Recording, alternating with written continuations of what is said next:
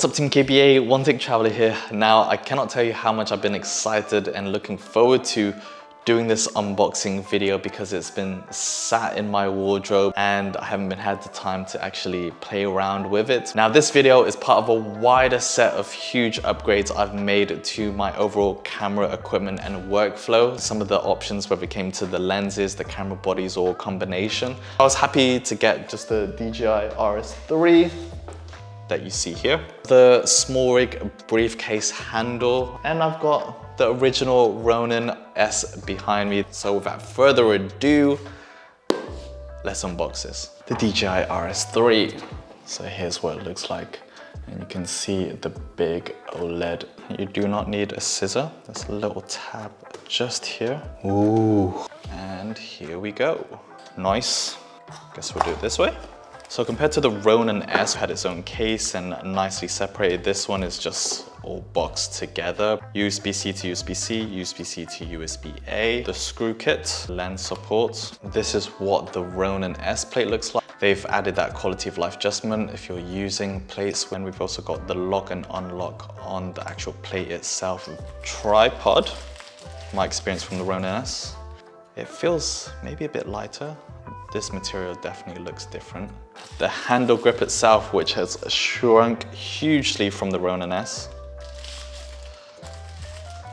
Awesome, it's really cute, but yeah, this is like more than what you need. And to be honest, I do want a lighter, nimble setup. And I found the tripod handle was more than enough as an extension. It has grippy surface. We can finally charge, and of course that's with USB-C. Now the original looks huge compared to the RS3 and also weighs a ton. So much bigger, so much heavier. The plastic's good for lightness, but in terms of sturdiness, if you've got the Ronin S, they will all fit because they've got the same 1/4 inch thread. Brains and the brawn of the RS3. Here we go. All right, give you quick look, and of course some of the features: auto lock option, transport mode, and just quality of life. The new addition from the Ronin S, 1.8 inch OLED touchscreen. Got a few buttons. We have a record button, and this is probably mode, the rocker between pan, tilt, follow, and then FPV. Got the power button here, and then we have the side mounts on both sides like the original M4. The zoom ring, and you can also adjust that for focus. And does it just slide? Wow, that was so easy. We tilt this down and it is locked. This is so much easier to wield than the Ronin S. And then let's put the tripod mount so you can get an idea what the overall length is. I really like it in this form as well, and we'll see with the briefcase handle, but this gives it extra leverage for heavier rigs. Finer adjustments. Man, already seeing such a big quality of life difference. Let's then unbox the small rig briefcase handle. If you did the same as me, just getting the RS3, the focus motor is probably something I may get further down the line, but to be honest, I'm okay to just upgrade it when that time comes. Ooh, it feels really good, and I like how they've matched the design of the RS3 with the red accent. The grip itself, we have a few additional mounting points. On the bottom, we even have a cold shoe, just there with a quarter threads. Here's a look at the teeth, finer than the DJI handle. I'm sure stability-wise, they both work well. And of course, we can just adjust that to any angle, but let's just put them together. Cold shoe mount point, 1/4 inch thread, and then this is where it connects onto the gimbal itself. So we've got our DJI RS3 gimbal assembled, and the last piece of the puzzle is the small rig briefcase handle that I've put together. If you put it on the right, it's going to get in the way of the 3 modes that we have here. So all we need to do is just slide this button inwards, and then we drop it on the top. That is the RS3. And then as I showed before, and like on the RS2, we have this locking points along the gimbal pivots. So if we press unlock, that's going to loosen things up. And then the final one is just here, tilt pan, and then the rotation when you want to lock it. So for example, on here, if I press lock, once we've put it in that place, on the battery, if we press that, it will show our indicator level. You do what you gotta do. Unlocking. Boom. Tap to change follow modes, either through the screen or on the side. So we can do this, 3D roll 360, and the gimbal itself does move. First got portrait mode. Custom, you can set your own profiles to activate certain movements or restrict them, tilt, roll, and pan. Responsiveness of the follow speed, we've got fast, slow, or custom. On the top left, we have auto tune. So we can move it around with the joystick.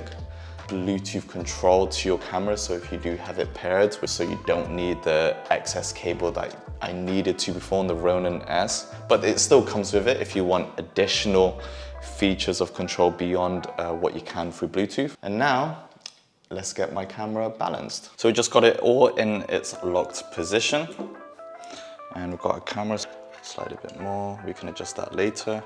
Next, we'll unlock the roll axis, just press on that, and we'll do it 90 degrees, we can lock. And then next, we're going to unlock the tilt axis, which is just the one here. And when we do that, the camera can now tilt.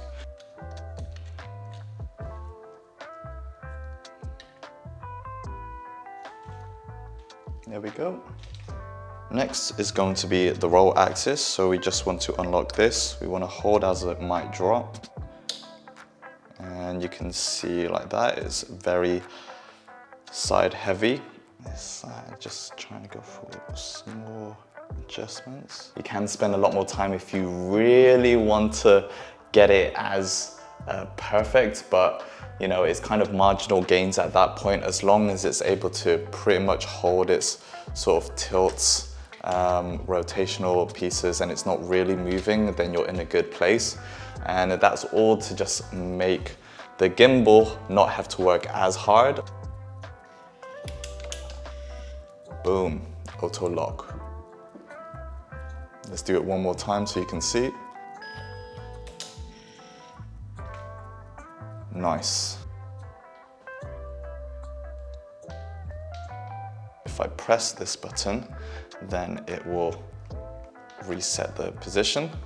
And we put it all the way to just pan, tilt, follow. It will do all of that. And then FPV is just more responsive. If we double press, it will return it to its normal position. Hold this button, then it will kind of fix the camera. So no matter what mode you are in, twisting, the camera is staying in that direction. We also have a look, 3D roll.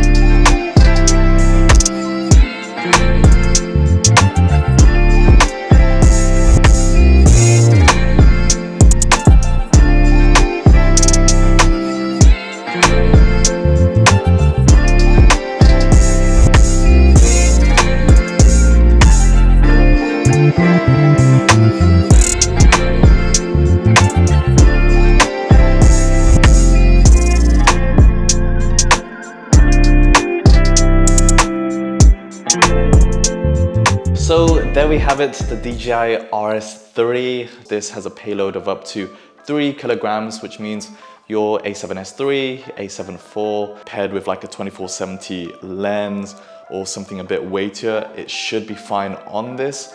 That being said, if you are looking to mount it with bigger rigs, and I'm not sure how my 70 to 200 is going to fare on this, although by weight of those two, it's still under the 3 kg. It's great to have the Ronin S, or if you already have it, to really dial in the way that you want to work your gimbal, get better at balancing your camera, and just streamline that process. Features of what you can do on the screen is a lot nicer to work with, especially from the Ronin S, where it just didn't have any controls and you were solely dependent on the app. So with all the additional features you can do, like the panorama, the time lapse, the tracking, I'm really excited to play with those and see how those fare, including Force Mobile, which in theory should allow you to use your phone to move the camera around, much like the more expensive equivalent of the DJI RS3 Pro, which has a LiDAR option with the wireless system through DJI, which is really expensive. But if you're looking to go that direction, then the Pro would be a better long-term investment. If you're coming from the RS-C2, which is what the RS3 is equivalent of, you might want to hold off. I don't think the upgrades are going to be as noticeable for you. Auto start and stop is a nice touch and adds a few seconds extra of quality of life. I just like how smaller, lighter, more feature rich, while still having the strong motors inside of it. I accidentally kept the roll section like locked when I was balancing, which meant it didn't actually show how much it was off-centered when I put it sideways. If you do find in the gimbal setup your 360 isn't working or is jerky, or the gimbal is just like messing itself up, make sure that you set all of your axes like properly balanced. And for flashlight mode, easily switch the handle more into this case because you're going into that mode, and it means your hand can just hang off it a lot easier versus the other mode when I had it down. That's better for handheld work. So again, easy to do. You just unlock the rig and you can just freely adjust this. That kind of wraps it up, Team KBA. Wanted to just show more of the raw startup process, especially if this is your first gimbal or someone who's been out of practice for a while. And I'll also be linking the small rig handle, the follow focus motor, and of course this gimbal and the Pro in the links down below if you think it's right for you.